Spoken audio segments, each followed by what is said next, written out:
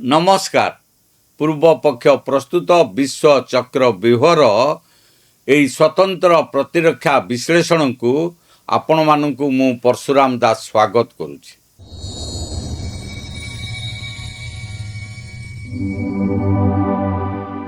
दर्शक बंधु, आज भारतर प्रतिरक्षा क्षेत्र एक बहुत बड़ एवं सुखद खबर सह ओडिशा पाई चिंताजनक खबर सामना को आसी।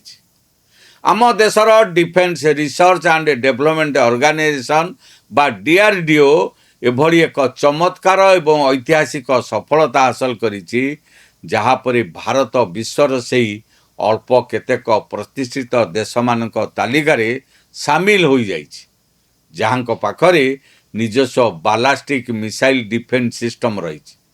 सरल भाषा कहले शत्रु पक्षर आसुवा जेकोसी शक्तिशाली मिसाइल को भारत एवं आकाश ही मारी खसाई दे पार। एबे शत्रु देश सहित विकसित देश मानकर नजर एबे ओडिशा उपकूल उपरे पड़ी। आज आलोचन आम जानिबा जे ओडिशार बालेश्वर उपकूल होइथिबा एही परीक्षण केते चैलेंजिंग थिला। जदि 5000 किलोमीटर प्रति घंटा बेगर शत्रुर मिसाइल भारत आड़ को मारी आसे, तेबे केमिति आमर एही नुआ सिस्टम ताकू पवन रे उड़ाई देव। सबुठारु बड़ प्रश्न हेउची कोन भारत निजर एक स्वदेशी आयरन डोम किंबा रूसियार S-400 भली शक्तिशाली अस्त्र प्रस्तुत कर सारी। आसंतु एही पूरा कहानी को सहजरे बुझी नेबा। आपण माने देखुतांतु विश्व चक्र व्यूह। मोर आपण मान को अनुरोध, आम चैनल को लाइक करंतु, सब्सक्राइब करंतु, आ बंधु मानक सहित अधिक रु अधिक शेयर करंतु। गत 10 एवं 11 तारिख रे ओडिशार बालेश्वर स्थित आईटीआर रु डीआरडीओ द्वारा ए multi layer ballistic missile defence system रो सफल परीक्षण करा जायछि। एही परीक्षण समय रे आमर AD-1 एवं AD-2 इंटरसेप्टर मिसाइल रो व्यवहार होइतिला। यह सहित समुद्र रे व्यवहार करा जाउथिबा नोभाल एंटीशिप मिसाइल रो मध्य सफल टेस्टिंग करा जायछि। आपण माने जानिले आश्चर्य हेबो जे एही परीक्षण एते गुरुत्वपूर्ण एवं विपज्जनक थिला जे बालेश्वर उपकूलर प्राय 11टी गाँव 11,000 रु अधिक लोकं को सुरक्षित स्थान को स्थानांतर करा जायतिला। एमिति काहेकि करा जायतिला? कारण एही टेस्टिंग समय भारत निजर प्रसिद्ध अग्नि सीरीज बालास्टिक मिसाइल को एक टार्गेट बा शत्रुर मिसाइल भावे निज आड़ को छाड़ीथिला। आउ ए नुआ डिफेन्स सिस्टम जाई से आसुथिबा मिसाइल को मझी आकाश रे ध्वंस करिवार थिला। जेमिति पुराण काल रे दुईटी तीर परस्पर सह आकाश रे धक्का हुअंती, ठीक सेमिति हेड टू हेड टक्कर देखा को मिलता। जदि कौनसी कारणरू मिसफायर होइथांता तेबे बड़ विपद थांता। सेथिपाई गाँ गुड़ी को खाली करा जायतिला।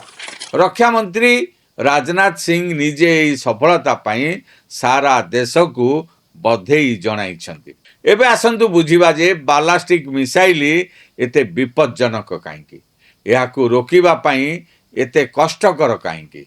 शत्रु पक्षर मुख्यतः दुई प्रकारर मिसाइल आसी थाए। गोटे हेउची क्रूज मिसाइल, जहाँ भूमि सह समांतरल भावे कम उच्चतार गति करिथाए। याकू रोकिबा पाई भारत पाखरे रूसियारू आनिथिबा S-400 एवं अन्यान्य सिस्टम रहिछि। किंतु बालास्टिक मिसाइल बहुत दूररू जेमिति कि चीन किंबा पाकिस्तान रो दूर अंचल छड़ा जाइथाए। यह प्रथमे रॉकेट साहाय्य बहुत ऊपर को अर्थात महाकाश पर्यंत चली जाए। सेठारु एक पाराबोलिक पाथ बा वक्र पथरे तल को आसी थाए। तल को आसीबा समय पृथ्वीर माध्याकर्षण शक्ति यार बेग को एते बढ़ाई दिए जे यह प्राय 5000 किलोमीटर प्रति घंटा बेगरे माड़ी आसे।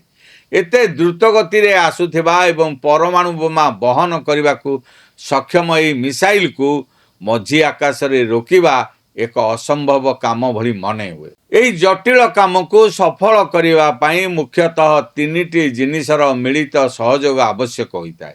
प्रथमतः शक्तिशाली राडार। भारत पाखरे ସ୍ୱୋର୍ଡ ଫିସ୍ ଭଳି ଶକ୍ତିଶାଳୀ ରାଡାର ରହିଛି, ଯାହା ପ୍ରାୟ 5000 କିଲୋମିଟର ଦୂରରୁ ଶତ୍ରୁର ଗତିବିଧିକୁ ଚିହ୍ନଟ କରିପାରେ। ଦ୍ୱିତୀୟରେ ହେଲା ସୁପର କମ୍ପ୍ୟୁଟର। ମିସାଇଲ ଉଡ଼ିବା ମାତ୍ରେ ସୁପର କମ୍ପ୍ୟୁଟର କିଛି ସେକେଣ୍ଡ ମଧ୍ୟରେ ହିସାବ କରିଦିଏ ଯେ ଏହା କେଉଁ ସ୍ଥାନକୁ ଆଘାତ କରିବ ଏବଂ କେଉଁ ସମୟରେ ଆସିବ। ତୃତୀୟତଃ ଇଣ୍ଟରସେପ୍ଟର ମିସାଇଲ। କମ୍ପ୍ୟୁଟର ସୂଚନା ପାଇବା ମାତ୍ରେ ଭାରତୀୟ ସେନାର AD-1 କିମ୍ବା AD-2 ମିସାଇଲ ସ୍ୱୟଂକ୍ରିୟ ଭାବେ ଲଞ୍ଚ ହୋଇଯାଏ। ବାୟୁମଣ୍ଡଳର ବହୁ ଉପରେ ହିଁ ଶତ୍ରୁର ମିସାଇଲକୁ ପିନ୍ ପଏଣ୍ଟ ଟାର୍ଗେଟ କରି ଧ୍ୱଂସ କରିଦିଏ।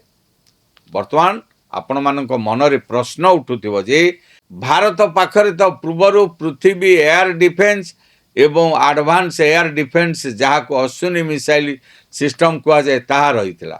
ତେବେ ଏହି ନୂଆ ପରୀକ୍ଷଣର ଆବଶ୍ୟକତା କ'ଣ ଥିଲା? ଦର୍ଶକ ବନ୍ଧୁ, ପୂର୍ବରୁ ଆମ ପାଖରେ ଯେଉଁ ସିଷ୍ଟମ ଥିଲା ତାହାର ରେଞ୍ଜ କମ୍ ଥିଲା। ସେଗୁଡ଼ିକ ପାକିସ୍ତାନ ଭଳି ପାଖ ଦେଶରୁ ଆସିଥିବା ପ୍ରାୟ 2000 କିଲୋମିଟର ରେଞ୍ଜର ମିସାଇଲକୁ ରୋକିବା ପାଇଁ ଉପଯୁକ୍ତ ଥିଲା। କିନ୍ତୁ ଆଜିର ସମୟରେ ଚୀନ ପାଖରେ ଏଭଳି କଣ୍ଟିନେଣ୍ଟାଲ ବାଲାଷ୍ଟିକ ମିସାଇଲ ଅଛି ଯାହା ବହୁତ ଦୂରରୁ ଆସି ଆଘାତ କରିପାରେ। ଏହି ନୂଆ AD-1 ଏବଂ AD-2 ହେଉଛି ଭାରତର ବାଲାଷ୍ଟିକ ମିସାଇଲ ଡିଫେନ୍ସର ସେକେଣ୍ଡ ଫେଜ୍ ବା ଦ୍ୱିତୀୟ ପର୍ଯ୍ୟାୟ। ଏହାଦ୍ୱାରା ଏବେ ଚୀନର ଦୂରଗାମୀ ମିସାଇଲ ଆକ୍ରମଣରୁ ମଧ୍ୟ ଭାରତ ନିଜକୁ ସମ୍ପୂର୍ଣ୍ଣ ରୂପେ ସୁରକ୍ଷିତ ରଖିପାରିବ।